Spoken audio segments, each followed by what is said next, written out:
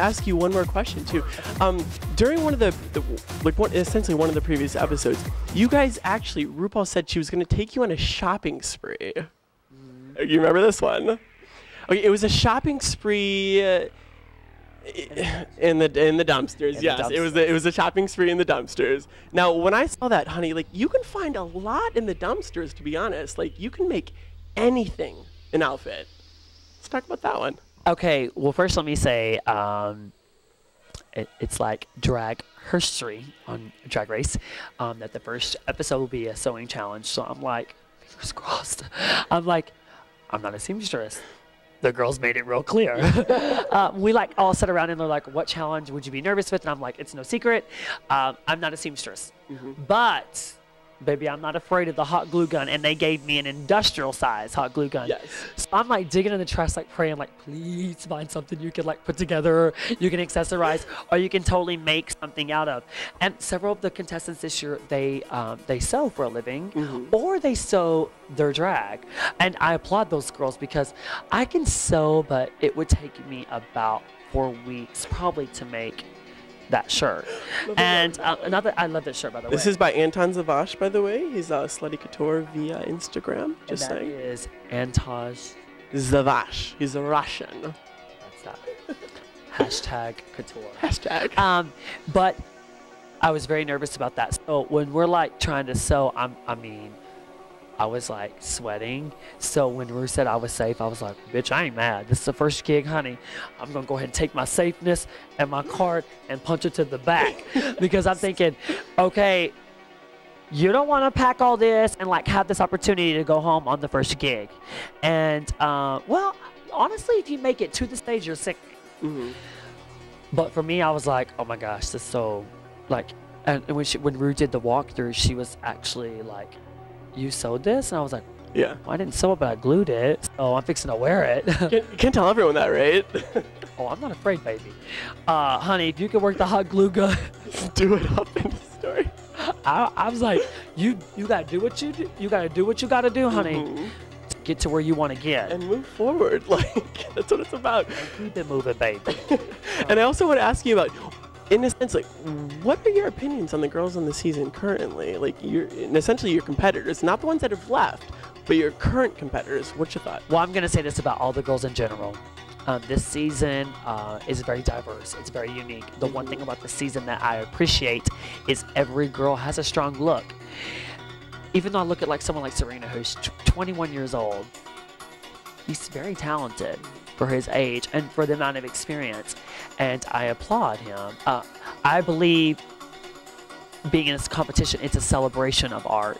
It's a celebration of complete artistry. And I can appreciate any man that can put on a dress and pull the look, honey. And there's a lot of sickeningly beautiful girls on the show. Yes. And I think this season, season 5, it definitely takes it to another level. Not to discredit the girls in the past season, because each season has offered something very, very unique. And we've seen so many wonderful and talented individuals come out of RuPaul's Drag Race. This season, it's a catfight. It's a catfight. And I'm not giving you any spoilers, but I'll tell you that. It is a catfight because we're all competitors. And this is the first year I think there's been so many pageant queens in one season. Exactly. And I say pageant queens because several of the girls in past seasons may have... well, first let me clear something up. It's very easy to call someone a pageant queen. Yeah. Okay.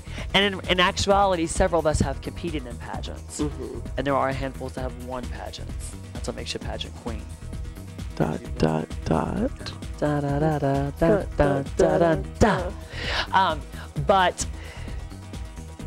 this season has pageant queens. It has pageant winners. And, you know, then you got Alaska in the middle of it all, who has such a zany, wild, charismatic personality. He's not really afraid of anything. And that's something, there's something to be learned from that. And one thing I learned about girls like Alaska and Jinx, it's okay to laugh at yourself first. when I did the cross-dressing uncle, I was so afraid to play that part because I'm like, that's not my role. Like I can't. And almost like, no choice and in a Alaska sense. was like, you know, Alyssa, laugh at yourself first. It's kind of cool. And I'm like, you know, I teach kids that every day in dance. Like if you think you look silly, you're doing it right.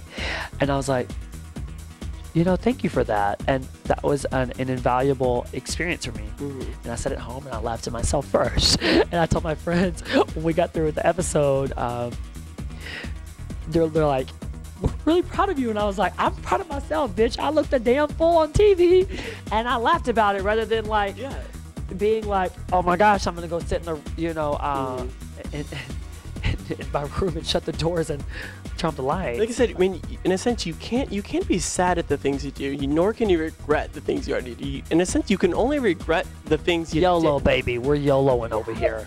I mean, you only live once, honey, and I am not going to let Andy's moment pass me by. So when you're going to be a cross-dressing uncle, well, bitch, let me take a deep breath. Live it up today. No tea, no well, I guess all tea, all shade. I'm going to be the cross-dressing uncle. And there's nothing wrong with that. There's nothing wrong with that. Now, I kind of remember Mahogany. I love that name. I just want to say it again. Honey Mahogany. I feel like RuPaul says that all the time. But she had came up with a thing and she said, drag performers, it's not all about the look, as I quote. Now, what's your belief behind that? Well, I get where she was going with it. She's definitely implying that drag should be more about the performance, and I understand that. I do. Where I told her, where we were having a little bit, not really a disagreement, but somewhat of a debate, which is very helpful. Okay. And it's a matter of opinion. I told her for the runway, it is important to have a striking appeal. Okay. If that's your look, whatever it is, whether it's your garment, and like I told her, I think it is important to have something that is going to be appeal to you because you're marketing a character. And she, we both were kind of understanding where we were coming from, but I think that Honey is, well, she's a very talented individual. Yeah. And it's unfortunate that she didn't get to really, you know, reach that maximum potential. However, which I don't think that we've seen the last of Honey because I was going to say, it sounds like you're foreshadowing something. No, she's a working girl. Okay. And I think I've worked with Honey on the road. And it's ironic that she says it's not about the look because Miss Thing turns the look out. But I thought it's crucial to have, well, I can only speak for myself coming from Texas, but you got to turn the look. You have If to. you want to get your act seen, you want to get your gig on stage, you want to book a job, you got to bring something. Now, I'm going to say this. I am definitely team talent. So I believe in having a strong act, whether it be dancing, singing, acting, sewing, whatever you do on stage. The triple threat, they would call it, right? Whatever it is, baby. Be good at it. Got it. Whatever you're going to do. But I think it's important to have an appeal because it's the first thing that the audience members see.